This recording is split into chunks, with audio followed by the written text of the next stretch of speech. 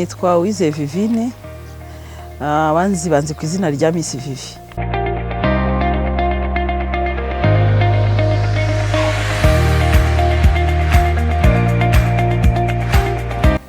Jewe namenye ko ndwaye COVID-19 bimenye kwa muganga, kuko nari nipimishije basanga mu rugo, banipimishije ku bushake, nasabye ko bapima ngiye ku bushake ko numvaga ko mfite inkorora, barampima.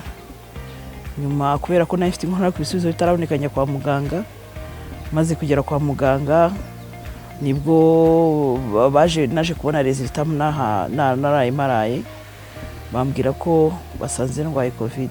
Ntago naherukaga hanze nkuko byagendaga, nta wari wagiye hanze nahuye nawe. Ikindi nuko nari nagerageje kwirinda hose, ntago nari nasohotse muri lockdown, nasohotse rimwe gusa mpaye ari nk'ubutabazi ngiyemo, kandi nabwo nasohotse inzego zibizi, numvishe bintunguye cyane.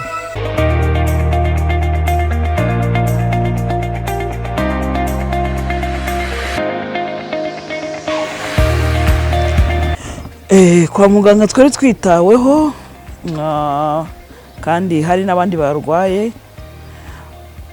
Ntago byari byoroshye kuko uyu muntu warembye ntago babyoroshye mu by'ukuri, ariko kubera ingamba leta yarashyizeho n'uburyo abantu bitabwagaho, wabashaga kumva ko ufite icyizere cy'uko ugomba gukira. Ndumva ari njye murwayi wa mbere mu Rwanda wabaye kuri oxygene, njye wagiyeho bwa mbere. Nari mfite ibimenyetso byo kubura umwuka muke mu mwuka. Ikindi cya kabiri nari mfite inkorora, nkanababara mu gatuza, ariko urumva rero ntago nari norohewe kuko ni nanjye watangiye nsa nkaho nari ndembye bwa mbere. Ninjye wari urembyemo cyane, ariko bitewe nuko abaganga bagiye banyitaho no kumva ko no kwiyakira, banyitayeho mu buryo bwose bushoboka. Ikindi nuko babikoraga kinyamwuga mu by'ukuri, kandi bagaragaza ubuhanga buhanitse. Nababwira ko bakomeza uwo muco wo kwitanga no kwitangira igihugu, ko nabyo byari mu bihe bikomeye, kubona abandi harimo benshi babigiragaho impungenge bagira ngo barabyawenderamo, ariko rwose nabashishikariza yuko umutima banyeretse, umurava banyeretse, ubutwari bagize babukomeza mu kazi kabo kandi bakomereza igihugu.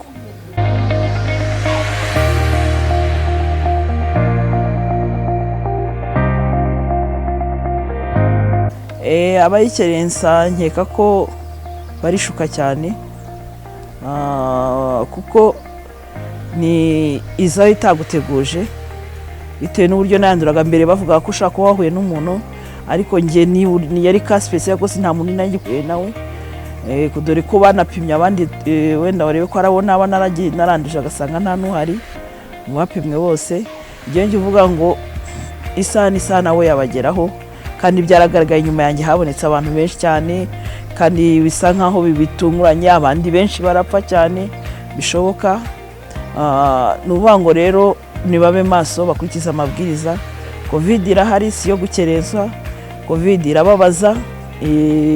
Ikindi cya kabiri, isiga n'ingaruka kandi nyinshi zijyanye n'umubiri. Hari ugira ikibazo mu by'ubuhumekero, hari ugira iki. Rero ntabwo ari icyorezo cyaje ari cyo gukina, icyorezo cyahagurukije isi yose, ntabwo ari cyo gukinisha cyangwa cyo kureberera gutyo gusa. So birinde rero, bubahiza amabwiriza atangwa n'inzego za leta, iz'ubuyobozi, inama bagirwa, bakurikira ibiganiro byinshi bigiye bitandukanye bivuga kuri COVID, kandi bagerageze gukurikiza ibyo basabwa: gukaraba intoki, kwambara udupfukamunwa, gukoresha imiti irinda irinda mikrobe n'ibindi. Bagerageze no kugera kwipimisha, kuko ntawe uzi umuntu aho ashobora guhagarara. Nk'ubwo nanjye nagize ubushake bwo kwipimisha, nubwo byari bitoroshye, ariko narabiharaniye mbigeraho. Ari ubushake, iyo ntaza kubigeraho ngo mbyibarize, wasanga wenda nanjye nshobora gutakaza ubuzima. Ariko kubw'ubushake ntabwo ari ngombwa gutegereza ko wenda ngo uzibonaho ikimenyetso, ariko nawe ukagerageza kwipimisha nk'uko umuntu ajya kwipimisha ngo arebe ko hari ikindi kibazo yaba afite. Urukingo rurafasha cyane, noneho iyo wikingije inkingo zombi ni byiza, kubera yuko ntabwo uremba nk'uko wakabirwaye cyane. nuvuga ngo byongera ubudahangarwa bw'umubiri bigatuma utabasha kuba warwara niyo waba ugezweho niyo covid utanabasha kurwara cyane. So icyo nabakangurira rero nibashe kumva yuko babikingize kuko n'ubwabo bari kwirinda. So ushobora kuba ubitekereza wenda ko ufite ubudahangarwa ariko wenda wahura nayo ikakuzahaza cyane ko twabonye ingero nyinshi z'abantu bagiye hitana, ariko nk'ubu ngubu abantu bakanguriwe kwikingiza, abo rero bakibikerensa ntibabone ko ahubwo uko abantu bagije kwikingiza ariko covid yagiye igabanukanye.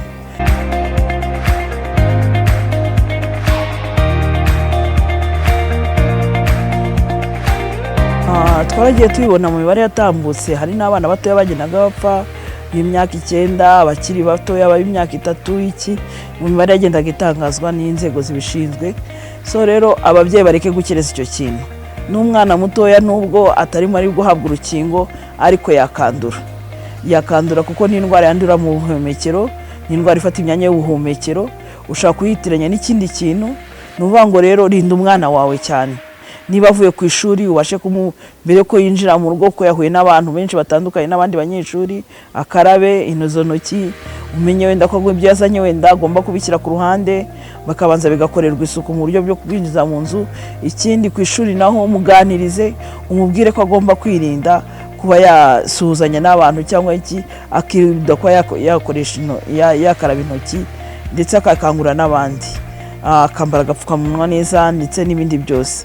So ibyo nibyo nakumva nagira umubyeyi. Ababyeyi rero bareke kwikerensa kuko no mu bitaro twari turi n'abana bari bahari, kandi n'abana bari bahari. Nta kuvuga ngo covid ntigira ikiciro ihagararamo, n'icyorezo nyine ntigira uwitinya, ntigira uwireba. Nuvuga ngo n'umwana nawe arayirwara, n'undi wese yayirwara. Rero turinda abana bacu, buryo umubyeyi nicyo nshingano ze, ni inshingano zo kurinda umwana nizo uba ufite. Rinda umwana rero wibikerensa, ahubwo mwitewe no kujyana naho ngaho abantu bogera cyangwa bidagadura. Menya ko abantu benshi bashaka kuba batambutse bahakoze, wenda umuntu yayikoze ku mazuru, yikoze kuki yakwakoze yahasize. Menya ko aho hantu nibura naho ubyirinde, mbese unamubwire n'uburyo ashaka kwitwara aho hantu, kuba yarinda kwikorakora cyangwa kugira gute. Ntabwo hari ibihe byo kuba twasohoka neza, ahubwo ni ibihe byo kubanza kureba ko mu by'ukuri nubwo umujyanye, rinda umwana wawe. Rinda umwana wawe cyane kuko buryo uri umubyeyi nturinda umwana ubutakaza inshingano za kibyeyi. Covid iracyahari ntiragenda, tugerageze kumenya kuyirinda kugira ngo icike burundu. Ni byinshi bigenda bihashwa bikagenda bicika, icyorezo rero kiraza kigatambuka. Tugerageze twitwara neza, twubahiriza amabwiriza bagiye gute, abantu bikingize rwose ku buryo bushimishije cyane, kandi bakangurirwa no kwipimisha n'andi mabwiriza yose. So kuko nk'umuntu wayirwaye nabonye uburyo ibabaza ndetse n'uburyo itera ingaruka nyinshi.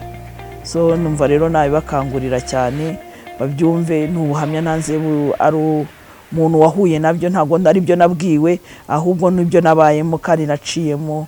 Nibyo kindi kandi birinde ibihuha nabyo si byiza, kuko ahubwo aho kugira ngo bigabanye icyorezo ahubwo biragikwiza. Ibyo nicyo kintu nakangurira abantu. Murakoze.